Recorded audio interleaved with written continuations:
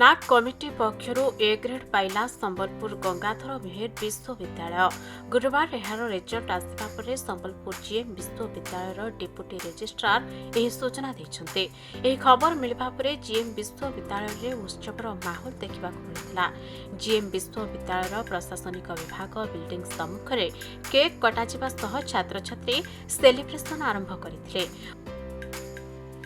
पूर्वर नाक team GM विश्वविद्यालय को 4 ରୁ 2.87 मार्क दे B++ ग्रेड देइतबा बेले एहाकु नै विश्वविद्यालय कर्तृपक्ष एथिरे असंतोष प्रकाश करी पुनः मूल्यांकन करबाको संपूर्ण जुक्तियुक्त दस्तावेज सह नाक कमिटी पाखरे अपील करथिले। एहा परे नाक टीम पुणी 3 थर जीएमयू परिदर्शन करी एही अपील उपरे विचार करी गुरुवार जीएम विश्वविद्यालय को 4 ରୁ 3.6 मार्क दे ए ग्रेड प्रदान करथिबा सूचना दिया जायछि।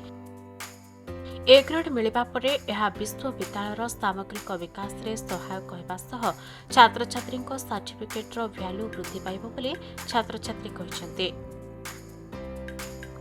संबलपुर अमलेन्दु नायक रिपोर्ट खबर ओडिशा।